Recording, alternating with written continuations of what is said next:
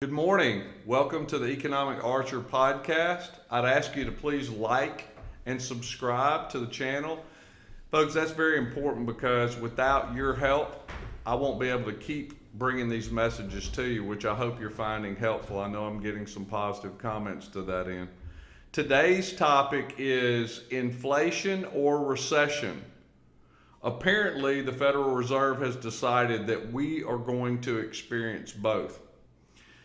I first need to go into a point, and I'm going to thank one of the listeners. They said that really explaining the difference between Keynesian economics, which is what our leadership bought into to get us into this mess, and Austrian economics, which I believe is the more prudent form. It's more accurate form of economics. What my dad believed in, it's what he taught, that it creates a more sound economic and stable situation for a country.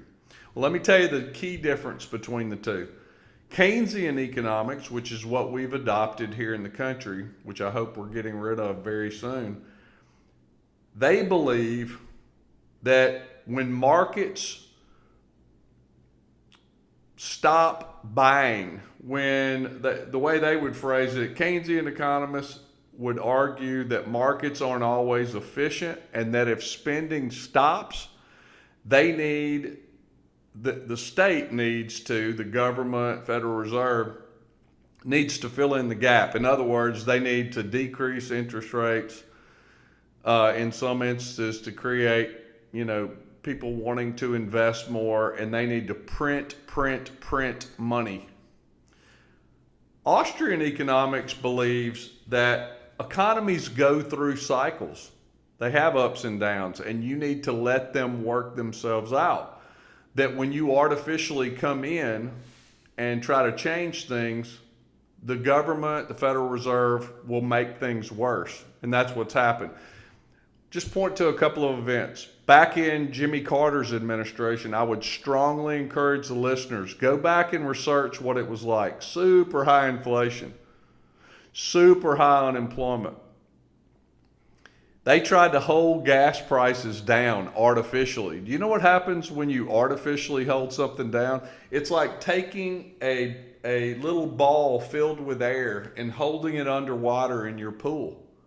When you turn loose of that ball, what does it do? Does it just go to the surface? No, it shoots way out of the water.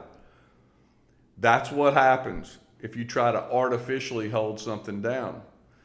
So those two economic principles, we as a country, we need to see the difference now, because we need to vote people in that believe in allowing the markets to work themselves out so we never end up in the position we're in now. Because the Federal Reserve, by their policies, has clearly chosen, because they know they can't raise interest rates enough to stop inflation. Inflation right now is 8.6%. year over year and rising, and that's without including things like gas, rent, etc., which everybody's having to pay for, either mortgage or rent, or they're paying for gas. And obviously the reason they're not including those things anymore is because they're trying to purposefully understate inflation so that we won't realize how terrible a job they've done. But the fact is, gas prices have risen over 100%. Forget about 8.6%. Food prices on average have gone up 20, 25, 30%, depending on whether you're talking about buying meat or vegetables or bread or whatever it is. We haven't seen an 8.6% price increase. It's multiples of that. We're all seeing it. Our dollars, if you bring the same amount of dollars into the store each week, you can buy less and less and less. So make no mistake, we got into the trouble that we're in, not by chance, but due to the policies where we've had government officials that, instead of lowering spending so that our national debt stays in check, I reminded you on a recent video, our national debt in the year 2000, only 22 years ago, was $4 trillion. Today, just the national debt, not including Social Security, Medicare, Medicaid, food stamps, veterans benefits, just the national debt, is almost $31 trillion. And I told you, if you stack dollars on top of this table all the way to the moon, and that, folks, that's a lot of dollars. That's pretty thin. $1 trillion would go to the moon. We're $31 trillion in debt because of their policies. We didn't get here by accident. We need to hold these people accountable. We need to get these people out of there. Same time they're letting us get in dire straits as a country where we're struggling to make ends meet, they're voting in huge raises for themselves. They have ridiculous pension plans. At the same time they're trying to disarm us, they have armed people guarding them. Nancy Pelosi says she's against having a wall on the border. She has a wall around her house. Why does she have that? Our problems stem from the following misguided viewpoints. For years, we've heard that the national debt doesn't matter. It matters. The only way to bring inflation down is to raise interest rates over the debt. Over the rate of inflation. If inflation's 8.6%, you'd have to raise rates to 10%. I've already told you. 10% of $31 trillion is $3.1 trillion.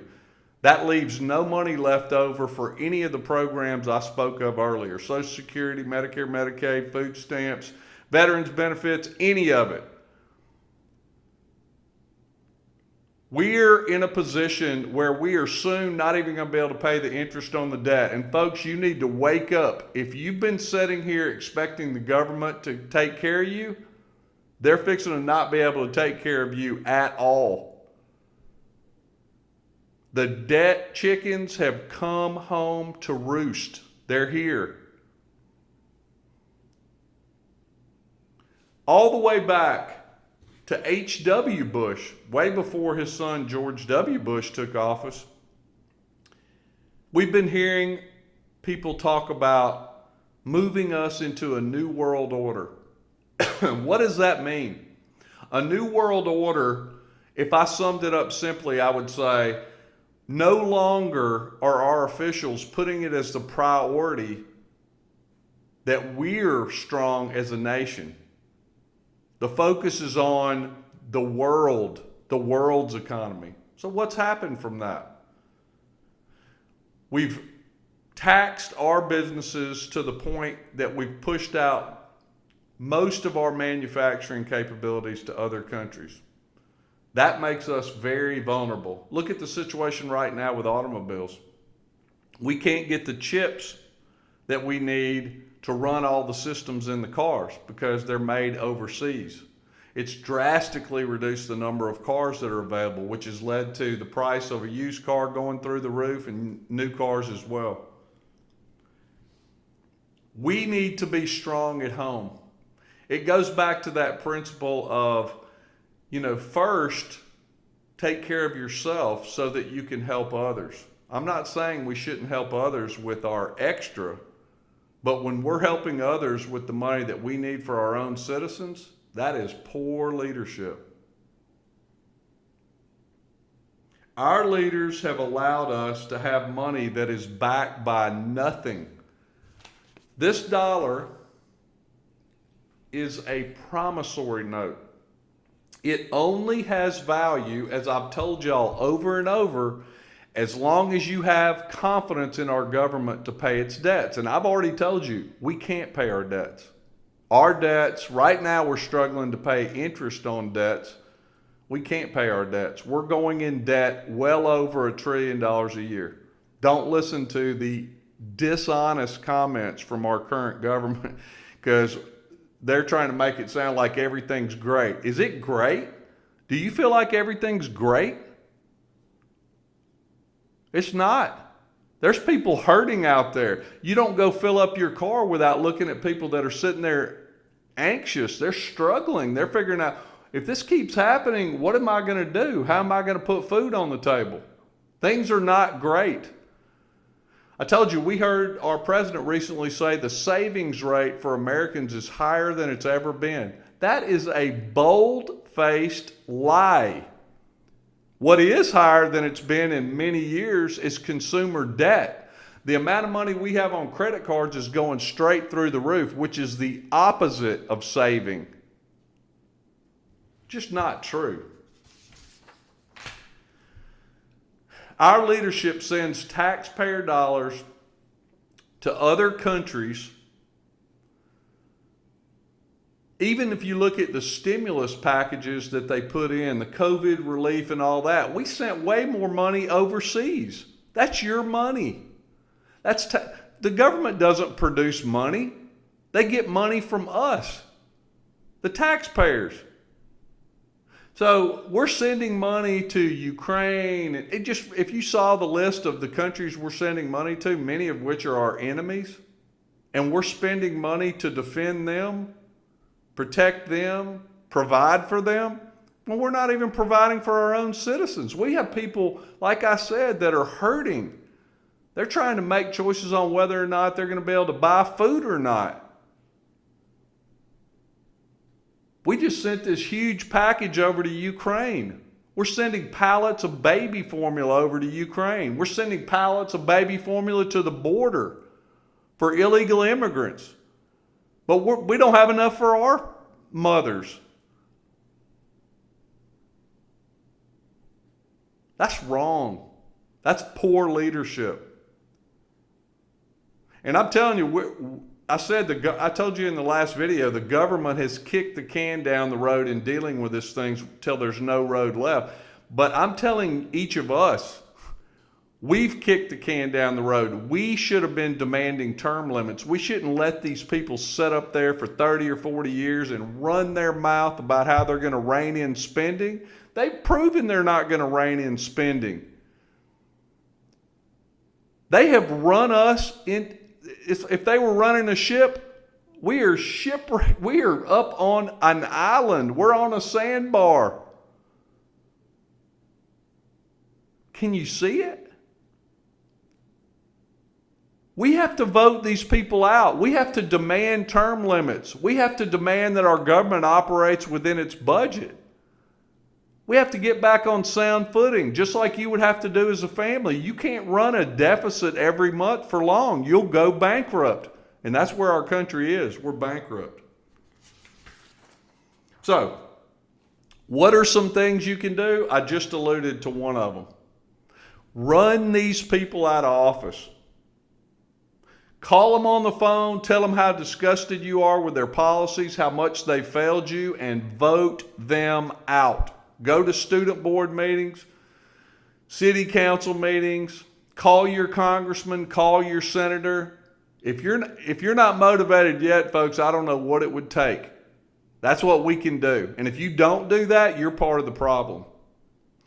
Another thing you can do, buy goods and services that you know you're going to need the next few months. Buy them now because the prices are going to keep going up. I alluded to hyperinflation in my last video. Do you know what the definition of hyperinflation is? It's when prices go up 100%, 50 or greater percent in a short period of time, like a week. We haven't experienced that yet, and it's coming.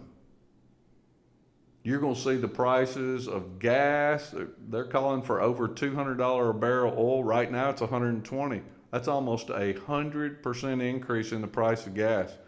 You think it's bad right now, like where I am, $4.60 or 70 cents a gallon? If it gets up to $9 a gallon, there's going to be a lot of trips I'm taking right now I'm not going to be able to take. And I'm not talking about trips across the country. I'm talking about trips to town. That's the same for most of you. Take your extra cash, get it out of the banks first, because there's going to be runs on the banks. Right now, I heard yesterday, the European banks are in major trouble. And since we're involved in this global economy, when those banks start going down, when they start having liquidity issues, it's going to cause the same thing in our country. And you're going to go to your bank, you're going to say, I need whatever, $5,000. You're not going to be able to get it. And if a whole bunch of people come at once, they're just going to shut their doors. They're not going to let anybody have any money. You don't believe it? Go get in your history books and see what happened in the Great Depression. It even happened back in 2008 when we had the Lehman Brothers and Bear Stearns and all the problems back then. It's going to happen. Get some cash at your house where you don't have to depend on the bank being willing to give you some money. Or if they have a run on the banks and they shut down, you have it in your hand. Get gold and silver because, and by the way, if you're listening to this and thinking I sell gold and silver, you're wrong. I don't sell gold and silver. I strongly advocate that you buy it. I'm not a financial advisor. I'm certainly buying it myself. My entire 401k is in gold and silver and stored with a trust company that holds it for me, fully insured. But I don't sell it. I'm telling you to protect you because your buying power, which I've shown you, see this top one? That's what your buying power was in 1913 when we started this current system. Here it is now. You got 2% of your buying power left. 2%. It takes 30 times more money at least to buy the same amount of goods you could buy in 1913. Contrast that with this chart below from 1560. I told you gold and silver have had value for 5,000 years. It doesn't have to be made into money to have value. It has intrinsic value. Unlike that paper that as soon as you decide the government won't pay its bills, it's worthless. Gold and silver have never been worthless. But look at the buying power of gold over the years from 1560. It's actually gone up. That's why I'm telling you to buy it. Not so I can sell it, so you're protected. You also need to form groups with the people around you so that y'all can help each other in the event, and I would say almost certainty, that some of the things you need aren't available. Whether it's services, because sadly, the small business owners that ran those services, that provided them for their community, they can no longer stay in business. Or you go to the grocery store and there's no vegetables, and you have to find neighbors that have grown whatever vegetable you need, and you got to trade something that you're providing to them in order to get it, whether you're trading silver or you're trading your services in some way. And that's a good thing anyway, because I told you in one of my early videos, we moved away from a we society to a me society way back in the 60s. We need to get back to a we society. We need to care again about what's going on with our neighbor. We need to be able to partner with each other to make it when everything else fails, as it's going to. I'm not trying to be the bearer of bad news. I'm trying to be the realist that's telling you the truth so that you're prepared, so that you don't get caught unable to provide for your family. I hope this information has been valuable to you. I would ask you to send in comments. Keep listening. Make sure to like and subscribe to the channel, which I said, it supports the channel and will help me to bring these messages to you. Thanks for listening.